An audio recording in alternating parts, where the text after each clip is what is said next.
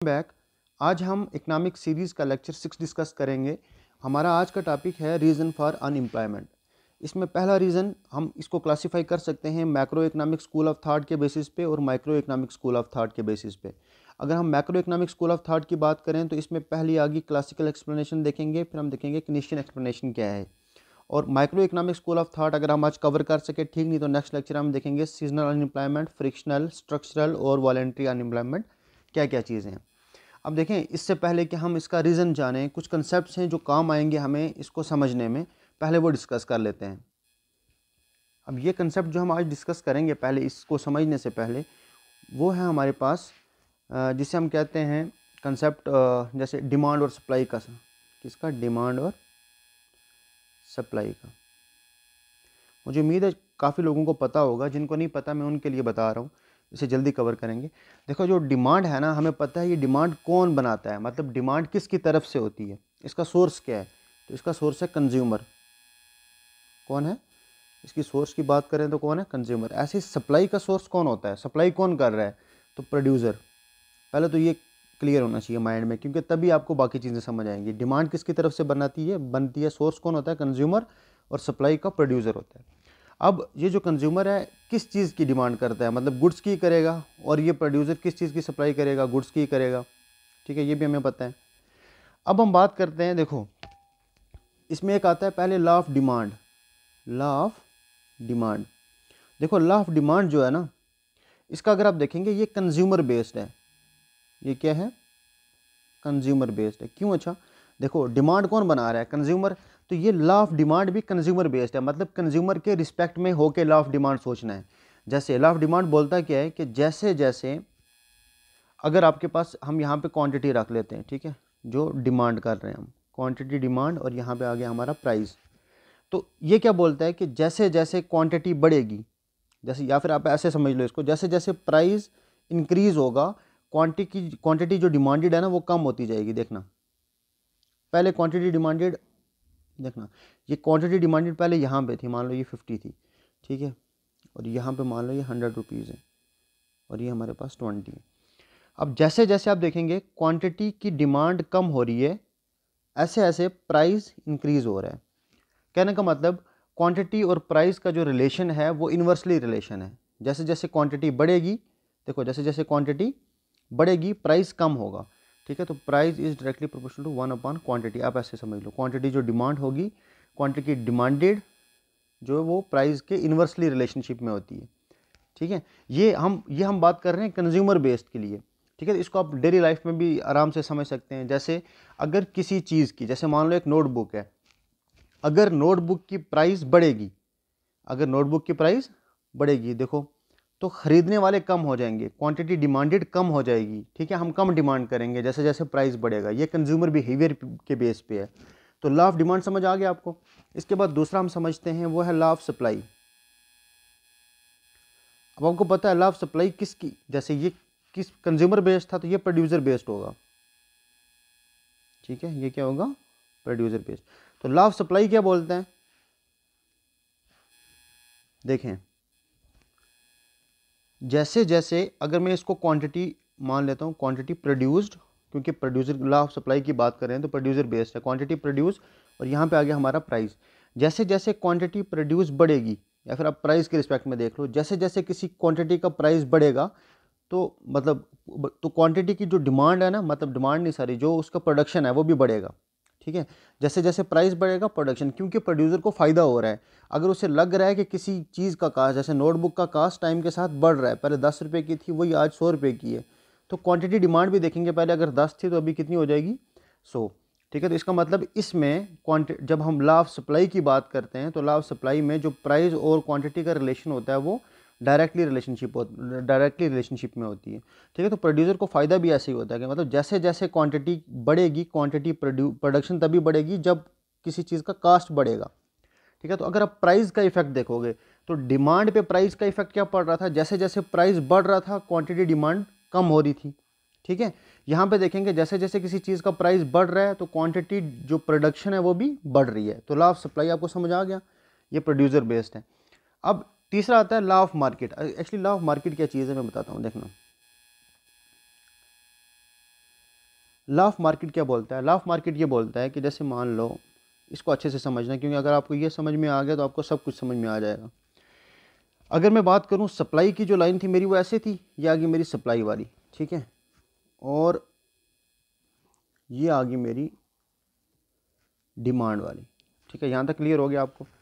अब हम बात करते हैं, जैसे मान लो ये वाली आ गई हमारी प्राइस की लाइन और ये आ गई हमारी क्वांटिटी की लाइन, ठीक है, यहाँ तक क्लियर है। अब बात करते हैं, देखो ये हमने डिमांड कर्व लगा दी और ये आ गई हमारी सप्लाई कर्व, ये आ गई डिमांड कर्व और ये आ गई सप्लाई कर्व।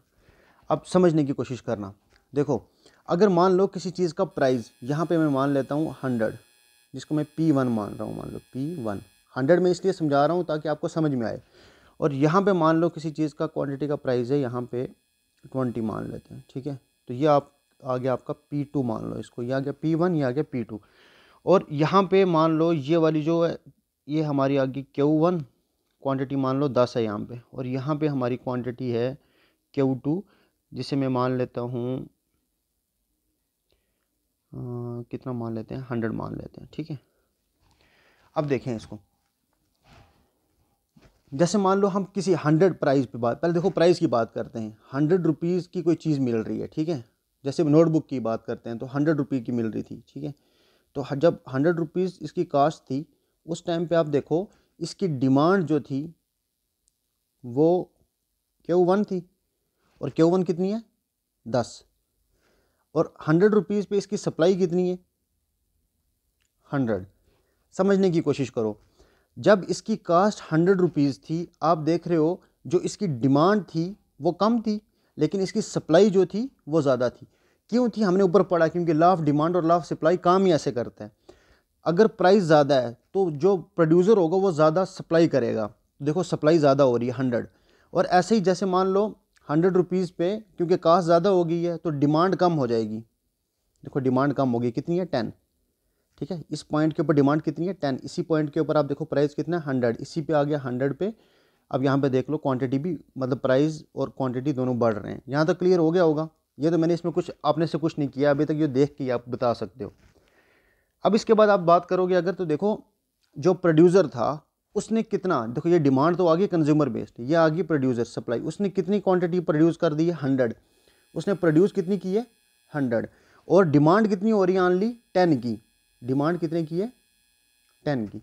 अब मुझे बताओ ये जो बीच का डिफरेंस है, क्या ये अनसोल्ड आइटम नहीं है? जब डिमांड है ही 10 की लेकिन प्रोडक्शन 100 की हो गई है, तो ये अनसोल्ड आइटम, ये तो नुकसान की बात है सारी की सारी, ये अनसोल्ड आइटम आ गई बीच की।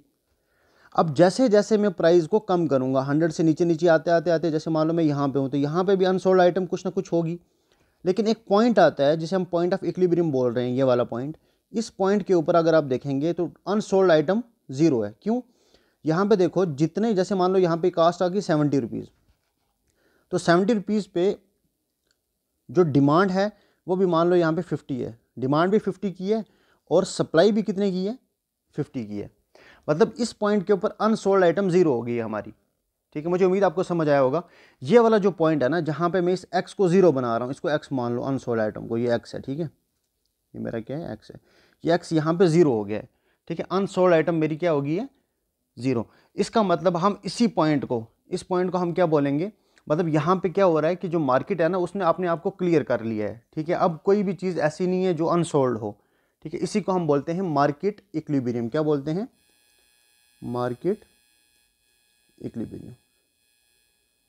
यहाँ तक समझ आया आपको? अगर ये कंसेप्ट आपको समझ आ गए, जो तीन हम, law of demand, law of supply और लॉ ऑफ मार्केट, इसके बाद हम डिस्कस करेंगे। अब इसके बाद हम देखेंगे जो क्लासिकल एक्सप्लेनेशन है वो क्या बोलती है, ठीक है। तो क्लासिकल एक्सप्लेनेशन है एक, दूसरी कौन सी है, किनेशियन है, किनेशियन एक्सप्लेनेशन। तो पहले हम क्लासिकल देखते हैं। देखो क्लासिकल एक्सप्लेनेशन क्या बोलती है, वो उसका बहुत सिंपल सा फंडा है। जैसे मान लो एग्जांपल के तौर पे हम एक एग्जांपल ले रहे हैं, वहाँ से समझते हैं क्लासिकल एक्सप्लेनेशन को। जैसे अभी हमने बात की थी डिमांड और सप्लाई की, ऐसे ही मान लो कोई कार की मार्केट है, ठीक है।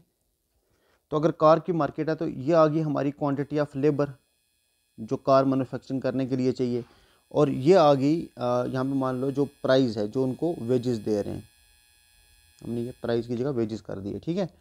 अब ये आ गया हमारा सप्लाई वाली लाइन और ये आ गई डिमांड वाली। ये हर जगह सेम ही होगी क्योंकि कार मार्केट की बात कर रहे हैं। जैसे जैसे कार की प्राइस बढ़ेगी तो सप्लाई भी बढ़ना शुरू हो जाएगी, हमने अभी देखा, ठीक है। ऐसे डिमांड की बात करें तो आपको पता है जैसे जैसे प्राइस कम होगा डिमांड बढ़ेगी। अब यहाँ पे देखो, तो ये हमने कर्व बना दी सप्लाई और डिमांड की। अब यहाँ पे अगर आप देखेंगे ना, ये हमारी इस साइड पे वेजेस है, ठीक है।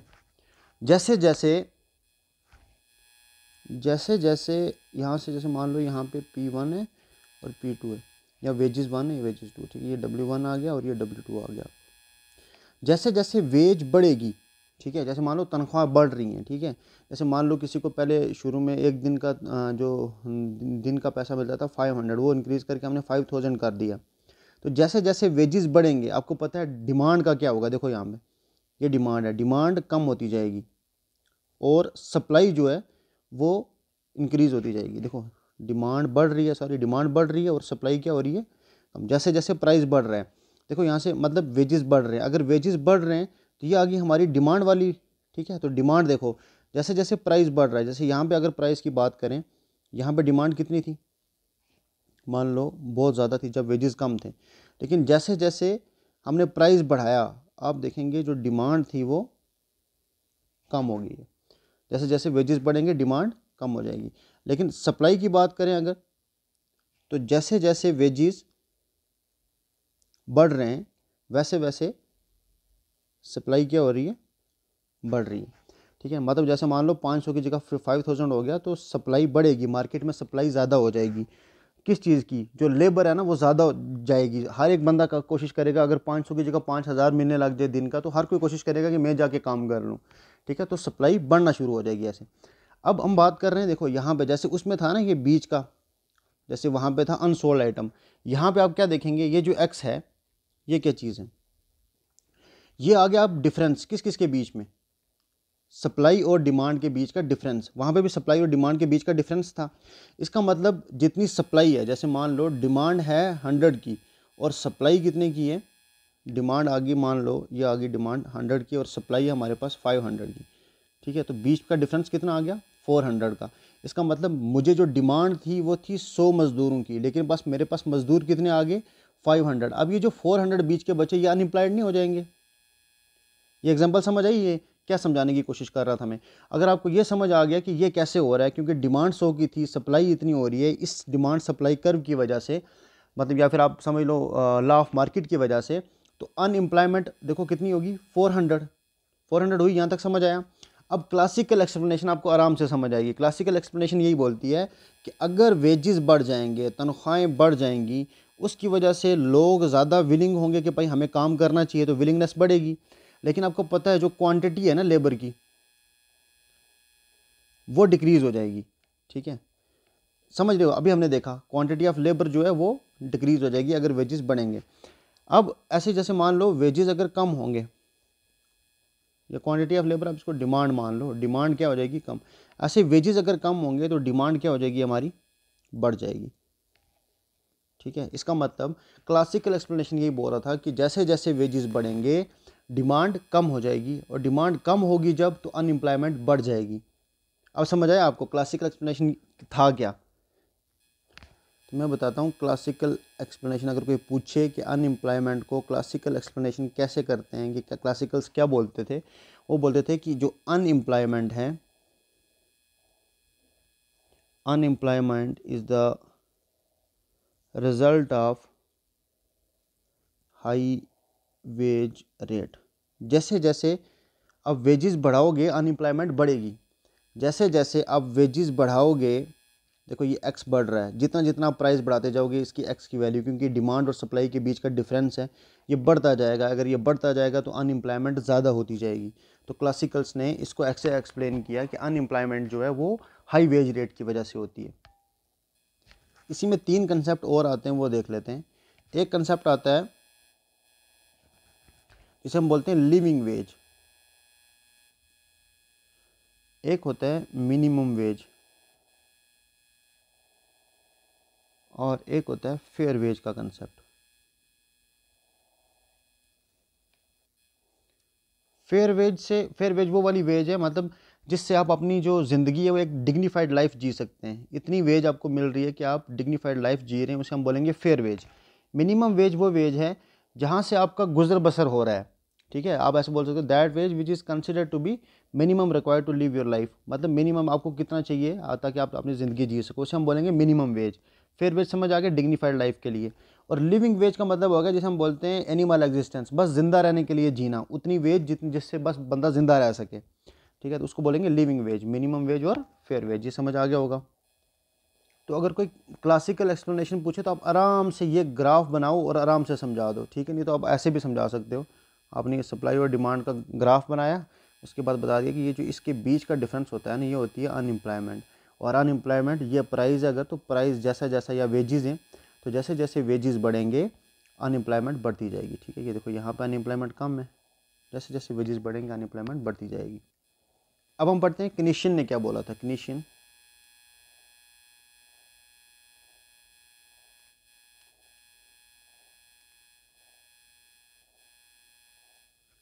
अनएम्प्लॉयमेंट, इसको भी समझने के लिए पहले आपको एक दो चीज़ें समझनी पड़ेंगी। जैसे आपको पता होगा जीडीपी क्या चीज़ होती है, ग्रॉस डोमेस्टिक प्रोडक्ट होता क्या है ये।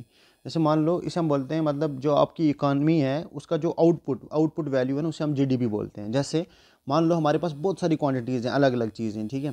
जैसे मान लो एक कोई क्वांटिटी थी Q1, उसका प्राइस था P1, जैसे नोटबुक मान लो। फिर थे हमारे पास पेन Q2, इंटू उसकी प्राइस थी P2। ऐसे मान लो मेरे पास और भी जितनी भी चीज़ें हैं जो जीडीपी में आती हैं, बहुत सारी चीज़ें, तो आप Q3 मान लो, इंटू आ जाएगा P3 plus up to so on, ठीक है। तो इस सब का जो सम होगा वो हमें देता है जीडीपी, ठीक है। तो अब अगर जीडीपी में इंक्रीज़ होगा, इंक्रीज़ इन जीडीपी, उसे हम क्या बोलेंगे, जीडीपी ग्रोथ बोलते हैं, मतलब जीडीपी ग्रो कर रही है, ठीक है। लेकिन जीडीपी ग्रोथ किस चीज़ के ऊपर डिपेंड कर रही है, अभी हमने देखा, एक तो प्राइस पे, क्वांटिटी पे, ठीक है। तो एक हो रही है प्राइस पे, जैसे हम इनकम बोल रहे हैं, और दूसरी किस चीज़ के ऊपर डिपेंड कर रही है, दूसरी डिपेंड कर रही है वो क्वांटिटी पे, ठीक है। अगर क्वांटिटी इंक्रीज़ होगी जीडीपी ग्रोथ हो जाएगी, इनकम इंक्रीज़ होगी तब भी जीडीपी ग्रोथ हो जाएगी। अगर हम क्वांटिटी इंक्रीज़ की बात करें, इंक्रीज़ इन क्वांटिटी, ये आगे दो फैक्टर्स पे डिपेंड करती है। एक तो फैक्टर ऑफ प्रोडक्शन पे, ठीक है। फैक्टर ऑफ प्रोडक्शन में लास्ट लेक्चर में डिफाइन किया था, फैक्टर ऑफ प्रोडक्शन क्या है, जैसे लेबर, सारा कुछ देखा था हमने, ठीक है। फैक्टर ऑफ प्रोडक्शन इसमें, और दूसरी चीज़ किस चीज़ पे, प्रोडक्टिविटी पे, ठीक है। फैक्टर ऑफ प्रोडक्शन और प्रोडक्टिविटी पे, क्वांटिटी अगर इंक्रीज़ करानी है तो इन दो पे डिपेंड कर रही है। अब आप देखो टाइम के साथ हर एक साल फैक्टर ऑफ प्रोडक्शन डिफरेंट होंगे, प्रोडक्टिविटी डिफरेंट होगी, क्वांटिटी इंक्रीज जो होगी वो डिफरेंट होगी, जीडीपी ग्रोथ में चेंज आएगा। समझ रहे मेरी बात। तो ओवरऑल होगा क्या, अगर आप यहाँ पे समझने की कोशिश करो, ये मैं बता रहा हूँ आपको, ये आ गई हमारी ग्रोथ, जीडीपी की जो ग्रोथ हो रही है, कभी बढ़ रही है कभी कम हो रही है, ठीक है। अब अगर आप ऐसे देखेंगे, ये मान लो हमारी एक्चुअल ग्रोथ जो बढ़ रही है वो ऐसे बढ़ रही है, लेकिन हकीकत में हो क्या रहा है कि ये ऐसे साइकिल्स में ट्रैवल कर रही है। जब ये ग्रोथ कम होगी, यहाँ पे, यहाँ पे और यहाँ पे, जब ग्रोथ कम है तो इसका मतलब अनएम्प्लॉयमेंट ज़्यादा है, और जब ग्रोथ ज़्यादा होगी तो एम्प्लॉयमेंट बढ़ जाएगी। यहाँ पे अनएम्प्लॉयमेंट ज़्यादा होगी, यहाँ पे एम्प्लॉयमेंट ज़्यादा होगी। अब ये किस पे डिपेंड कर रहा है, जीडीपी पे। जैसे जैसे जीडीपी बढ़ रही है, लेकिन जीडीपी का मसला क्या बढ़ने का, कि वो ऐसे नहीं कि बिल्कुल स्ट्रेट लाइन में बढ़ेगी। कनीशन का मानना ये था, देखो कनीशन का मैं अभी समझाता हूँ, उससे पहले देखो जो इकॉनमी है ना, इट ऑलवेज गो, मतलब जो इकॉनमी है, it always goes through the fluctuating periods. कहने का मतलब एक जैसे हम बोल सकते हैं कि मतलब साइक्लिक की तरह ऐसे ऐसे हमेशा ट्रैवल करती है इकॉनमी, खुद को खुद स्टेबल कर लेती है टाइम के साथ।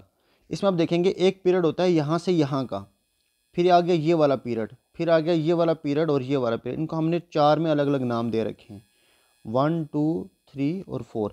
ये मैं आपको बता रहा हूँ कि साइक्लिक मतलब इकॉनमी जो है वो खुद को स्टेबल कर लेती है, और ये जब मूव करती है ये साइक्लिक इन नेचर होती है, मतलब खुद को एक साइकिल में। जैसे फर्स्ट आप देखेंगे, ये जो फर्स्ट वाला है इसमें आप देखेंगे तो जो ग्रोथ है ना वो क्या हो रही है, इंक्रीज़ हो रही है, तो इंक्रीजिंग ग्रोथ बोलेंगे। यहाँ से लेके यहाँ तक हम क्या बोलेंगे, इंक्रीजिंग ग्रोथ। उसके बाद हम बोलेंगे कि ये खुद को स्टेबल कर रही है अब,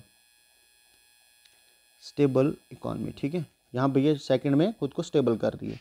थर्ड में अगर आप देखेंगे तो ये दोबारा से फॉल कर रही है नीचे, इसे हम बोलेंगे फॉलिंग इकॉनमी। और यहाँ गया थर्ड। उसके बाद फोर्थ में अगर आप देखेंगे तो ये खुद को क्या कर रही है, रिकवर कर रही है, ठीक है, रिकवरिंग इकॉनमी, ठीक है। ऐसे साइक्लिक, मतलब जो इकॉनमी है वो खुद को साइकिल में ऐसे रोटेट करती है। तो इसका मतलब ये जो अनएम्प्लॉयमेंट है, अभी हम कंडीशन की बात नहीं कर रहे हैं, मैं रियलिटी बता रहा हूँ आपको। अब जो अनएम्प्लॉयमेंट है ये अगर एग्जिस्ट कर रही है, क्यों कर रही है, because of cyclic nature of economy, ठीक है। इसी को हम क्या बोलते हैं, साइक्लिक अनएम्प्लॉयमेंट, ठीक है। तो मतलब अनएम्प्लॉयमेंट साइक्लिक इन नेचर क्यों होती है, ये आपको समझ आ गया होगा, ठीक है।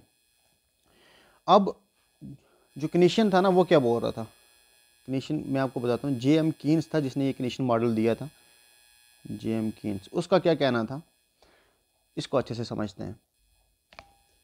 उसने कहा कि अगर हम नॉर्मल टाइम्स की बात करें ना, नॉर्मल टाइम में इकॉनमी खुद को खुद ही रिकवर कर लेती है। कहने का मतलब इकॉनमी खुद को हील कर लेती है ऑटोमेटिकली, ठीक है, वो खुद को स्टेबल कर लेगी। लेकिन जब अब नॉर्मल टाइम होगा, ठीक है, तो ऑटोमेटिक हीलिंग जो है ना वो पॉसिबल नहीं होती है। तो उस टाइम पे इंटरवेंशंस जो हैं वो ज़रूरी हो जाती हैं, चाहे वो गवर्नमेंट की तरफ से हो चाहे किसी और बॉडी की तरफ से हो, इंटरवेंशन ज़रूरी है, वरना इकॉनमी खुद को दोबारा से स्टेबल नहीं कर पाएगी। उसने क्या बोला, नॉर्मल टाइम्स में तो इकॉनमी खुद को खुद ही स्टेबल कर लेती है, लेकिन अब नॉर्मल टाइम्स में ये पॉसिबल नहीं होता है, ठीक है। अब जैसे मान लो, तो उसने बोला कि हम इसको करेंगे कैसे, मतलब अब नॉर्मल टाइम्स में कैसे, तो इंटरवेंशन की ज़रूरत है। तो उसने बोला कि गवर्नमेंट को इंटरवेंट करने की ज़रूरत होती है। अब मैं आपको समझाता हूँ गवर्नमेंट को इंटरवेंट करने की ज़रूरत क्यों पड़ती है। जैसे मान लो फैक्टर ऑफ प्रोडक्शन जो है, कोई एक यहाँ पे इंडस्ट्री है हमारे पास, ये आ गई इंडस्ट्री और ये आ गया हमारे हाउस होल्ड, ठीक है। अब नॉर्मल टाइम्स में क्या होगा कि इंडस्ट्री की प्रोडक्शन शट डाउन हो गई है, हाउस होल्ड घर पे बैठे हुए हैं क्योंकि ये जा नहीं रहे हैं। जाएंगे कैसे, क्योंकि वो इनको वेजेस नहीं दे पा रहे हैं। वेजेस इसलिए नहीं दे पा रहे हैं क्योंकि मार्केट में जो डिमांड है वो कम हो गई हुई है, ठीक है। जब डिमांड ही नहीं है तो ना इंडस्ट्री इनको कुछ देगी, ना ही यहाँ से फैक्टर ऑफ प्रोडक्शन इधर जाएंगे। जब डिमांड कम है तो उस टाइम पे इसने बोला कि अब नॉर्मल टाइम्स में जब दोबारा खुद को वो रिकवर नहीं कर पा रही है, तो उस टाइम पे गवर्नमेंट जो है वो इंटरवीन करेगी, और गवर्नमेंट को इंटरवीन करना चाहिए। ये था कनीशन मॉडल कि अनएम्प्लॉयमेंट बढ़ गई है बहुत ज़्यादा इस वजह से, क्योंकि डिमांड कम हो गई है। तो अब जो डिमांड प्रोड्यूस करेगा वो कौन करेगा, गवर्नमेंट।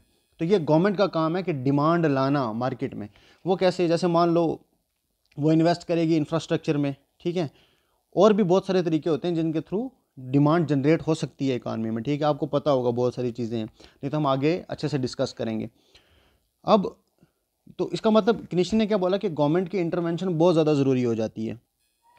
तो इसकी ज़रूरत कब पड़ रही है, मतलब गवर्नमेंट के इंटरवेंशन की ज़रूरत तब पड़ेगी जब साइक्लिक नेचर, मतलब साइक्लिक नेचर की तरह, जैसे साइक्लिक नेचर होता क्या है कि भाई वो खुद को, जो इकानमी है और साइक्लिक नेचर में घूमती है, तो वो खुद को खुद ही स्टेबल कर लेती है।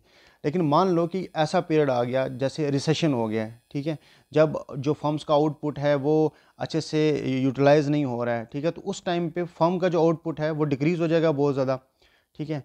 तो उस वजह से मतलब सारा का सारा इफेक्ट किस चीज़ पे पड़ेगा कि डिमांड कम हो जाएगी। तो उस टाइम पे गवर्नमेंट के इंटरवेंशन की ज़रूरत होती है। तो कनीशन मॉडल यही था कि मतलब जो इन्वेस्टमेंट है ना वो गवर्नमेंट की तरफ से होनी चाहिए ताकि एम्प्लॉयमेंट जनरेशन हो सके। तो कनीशन का मॉडल ये था, कनीशन का कहना ये था कि अनएम्प्लॉयमेंट इस वजह से भी होती है जब, जैसे मान लो बहुत ज़्यादा रिसेशन आ गया है और गवर्नमेंट इंटरवेन नहीं कर रही है, तो उस टाइम पे गवर्नमेंट को इंटरवेन करना चाहिए। अब हमें पता है गवर्नमेंट तो वैसे ही चाहती है कि वो जितना ज़्यादा स्पेंड कर सके करे, ठीक है, गवर्नमेंट के तो वैसे ही है, क्यों, ताकि वो ज़्यादा स्पेंड करेगी तो उसे वोट्स ज़्यादा मिलेंगे। ऊपर से अपोजिशन की बात करें तो वो भी हमेशा यही चाहती है कि गवर्नमेंट जितना ज़्यादा स्पेंड कर सके करे, ठीक है। अब कनीशन ने भी ये परमिशन दे दी कि आप ज़्यादा स्पेंड करो, लेकिन जो कनीशन का सोल्यूशन था ये स्पेशल केसेस में था, मतलब जब जहाँ पे डिप्रेशन हो गया है और बहुत ज़्यादा मतलब रिसेशन आ गया उस टाइम पे। लेकिन गवर्नमेंट क्या करती है, कनीशन को हमेशा ही अप्लाई करती रहती है कि भाई हमें रज के इन्वेस्टमेंट करनी चाहिए। लेकिन उसकी जो इन्वेस्टमेंट थी उसने बोला था कि जब इकानमी खुद को रिकवर ना कर सके तब गवर्नमेंट के इंटरवेंशन की ज़रूरत होती है, ठीक है। तो मुझे उम्मीद है आपको ये दो रीजंस जो अनएम्प्लॉयमेंट के हैं अच्छे से समझ आए होंगे। क्लासिकल क्या था, कनीशन का क्या कहना था, कनीशन ने क्या सोल्यूशन दिया अनएम्प्लॉयमेंट का, ठीक है। Thank you so much.